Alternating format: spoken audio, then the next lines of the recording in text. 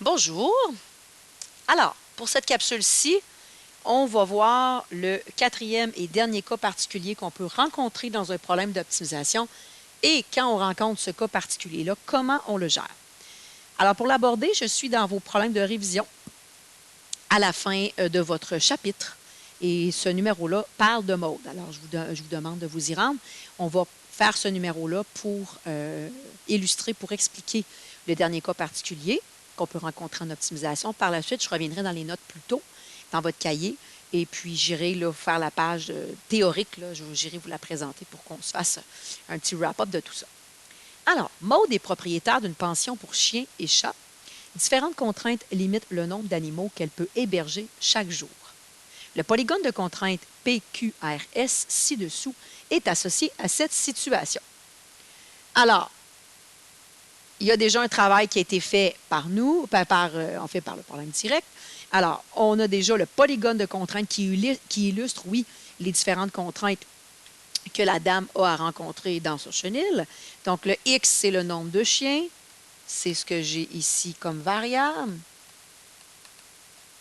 Et le Y, c'est le nombre de chats.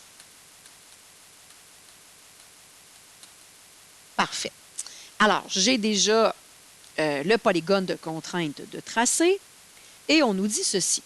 Pour déterminer son revenu quotidien, Maude a calculé les valeurs indiquées dans le tableau ci-dessous. Donc, Maude a fait son boulot mathématique, elle a sorti ses contraintes, tracé son polygone de contrainte, trouvé les sommets du polygone de contrainte, PQRS, et elle a fait le tableau qui est à la dernière étape avec la fonction à optimiser et elle a vérifié quelle sera sa réponse pour savoir ici qu'est-ce qu'elle va pouvoir faire pour maximiser ses revenus. Hein, c'est souvent le cas, c'est souvent ce qu'on nous demande.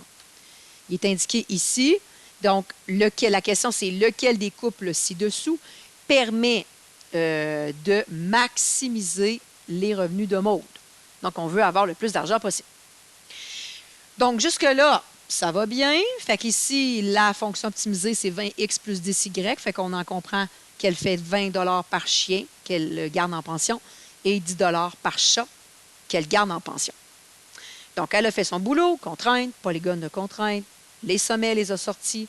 Elle calcule avec sa fonction optimisée chacun des sommets. On le sait que la solution va se cacher pas mal là habituellement. Et là, elle dit, bon, ben parfait. Alors, pour maximiser mes revenus, c'est ce qu'elle constate. 240 $, c'est le maximum. Qu'est-ce que je vais devoir faire? Ben, je vais devoir faire ceci. Alors, ça serait le sommet qui permettrait de maximiser les revenus. Le couple, c'est quoi? Ça serait 7,5 et 9 au niveau de mon X et de mon Y. Je ne sais pas si tu vois qu'est-ce qui accroche ici. Parce qu'ici, on aurait le réflexe de répondre, bien, c'est C, parce que c'est lui qui me donne le 240 $, c'est ce qui me donne le maximum de revenus pour Maude dans sa pension, pour sa pension. Ici, il y a un pépin. Et il faut, à partir de maintenant, s'en rendre compte. Avant d'aller donner le sommet sans trop se poser de questions, analysons. Ma réponse, ça serait 7,5 pour le X et 9 pour le Y. Donc, 9Y pour le Y, 9 chats. Donc, jusque-là, ça va bien. Et la deuxième coordonnée qui permettrait de maximiser ses revenus, le X, ça serait 7,5. Donc, 7,5, chien. Là, aux dernières nouvelles, un chien, ça ne se coupe pas en deux. Donc, 7,5 chiens, ça n'a aucun sens dans le contexte de répondre ça. Hein? Maude te ferait faire son travail, il dirait, hey, qu'est-ce que je dois faire, là? Combien de chiens, combien de chats je dois garder, là, dépendamment des contraintes que j'ai pour maximiser mes revenus. Toi, si tu y réponds 7,5 chiens et 9 chats, ça se peut qu'elle te dise, là, ça se peut-tu que 7,5 chiens, ça se peut pas. Fait que je fais quoi? J'en garde-tu 7, j'en garde-tu 8, j'en garde-tu autrement des chiens? Donc, qu'est-ce qu'on fait quand, dans un problème d'optimisation avec des variables qui doivent être entières, hein, ici, le nombre de chiens, le nombre de chats, ça doit être entier au niveau de la réponse. Qu'est-ce qu'on fait si on arrive avec un sommet qui maximise, qui n'est pas entier? Allons voir dans le graphique le sommet R, parce que c'est pas mal lui qui nous donne le maximum. Le sommet R, il est ici. à 7,5 chiens et 9 chats. Qu'est-ce qu'on fait quand on rencontre cette situation-là? Est-ce qu'on va aller chercher un autre sommet? S, P, Q. Est-ce qu'on va aller chercher, si on regarde le 240 le plus haut après, c'est celui-là, à 190. Est-ce qu'on va lui répondre 5 chiens, 9 chats? Allons voir s'il pourrait avoir une réponse qui serait encore meilleure que le 190 parce qu'on se rappelle que l'objectif, c'est de maximiser ses revenus. Donc, est-ce que je peux au maximum arriver à 190? Allons voir. Parce que là, je veux que vous vous rappeliez que, si on regarde le polygone de contrainte ici, tous les points à l'intérieur du polygone de contrainte, incluant les pourtours et les sommets, sont des réponses possibles, sont des solutions possibles pour Maud. Okay? Par exemple, 4 chiens, 3 chats, c'est un point à l'intérieur du polygone de contrainte, ça pourrait être une réponse. 7 chiens, 4 chats, ça pourrait être une solution pour Maud, parce que c'est un point qui est à l'intérieur du polygone de contrainte. Donc, il respecte toutes les contraintes de Maud. Mais la question, c'est lequel qui va maximiser? On a vu avec notre tableau que l'on connaît que ça serait ça, mais là, on se le répète, pas intelligent. Alors, qu'est-ce qu'on fait dans ce temps-là? On ne va pas nécessairement chercher un autre sommet, ce n'est pas lui qui va nous permettre de maximiser dans ce contexte-ci. Ce qu'on fait, c'est qu'on se présente au sommet qui nous aurait permis de maximiser initialement et on va chercher des points entiers à l'intérieur du polygone de contrainte ou sur les pourtours, le plus près possible du sommet qui nous aurait permis de maximiser. Parce que si c'est lui qui nous permet de maximiser, bien, le maximum, là, notre vraie réponse devrait être cachée pas trop loin de ce sommet-là. Alors ici, ça va bien parce qu'on est gradué en bond de 1. Alors, quels seraient ici les sommets entiers qui ne sont pas loin, qui nous permettraient de maximiser? Bien, si je regarde ici, j'ai un sommet entier. J'en ai un ici, puis là, je pourrais continuer en allant en identifier quelques-uns. Lequel va permettre de maximiser? Bien là, on peut faire les tests dans la fonction à optimiser. Mais c'est sûr que plus le sommet est près de mon sommet qui aurait optimisé, qui aurait maximisé ici, plus on a de chance que ce soit le bon. Donc, moi, j'irais peut-être vérifier ces trois-là là, pour valider là, que ça serait probablement là, voilà, un de ces trois-là. Donc, ça, c'est 7, 8. Ça, c'est ce point-là. Celui-là, c'est 7, 9. Celui-là, c'est 6, 9. Bon, si j'ai 7, 8 et 7, 9, on s'entend-tu pour dire que si les coordonnées sont plus hautes pour le Y, on risque probablement d'annuler celui-là. On va aller tester 6, 9, 7, 9. Encore une fois, on pourrait les tester, mais ici, on voit bien que la coordonnée X est 1 de plus. Donc, le point qui se rapproche le plus de mon sommet qui aurait maximisé, c'est le point 7, 9. On peut aller le tester dans la fonction optimiser. Le point 7, 9, on va l'appeler le point Z. Donc, je vais aller faire 20 fois 7 plus 10 fois 9. Donc, ça va faire 140 plus 90. Ça va faire 230 $.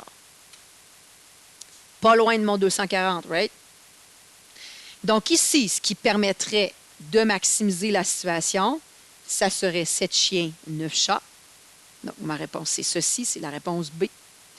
Parce que ce sommet-là est un sommet entier à l'intérieur du polygone de contrainte ou sur les pourtours, donc on respecte les contraintes à ce moment-ci.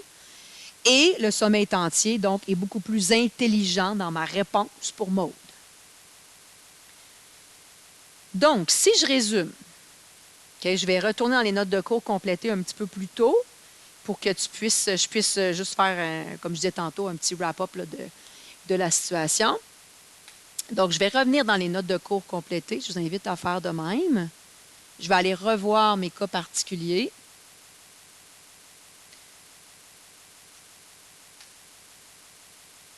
En fait, je m'excuse, là, ici, le cas particulier 4, ça va être un test okay, qui revient sur la chose. Okay, ça va être à faire. Donc, je pense avoir un résumé, je m'excuse, j'en ai pas. Mais dans les faits, je répète, donc, ça sera à faire ici, là, les vacances palpitantes, question d'aller retravailler ce que je viens de t'expliquer. Donc, quand tu fais un problème d'optimisation et que les deux contraintes doivent être à valeur entière, sans virgule. Par exemple, là, dans ce cas-ci, on avait des chiens et des chats. On ne peut pas couper un chien et un chat aux dernières nouvelles.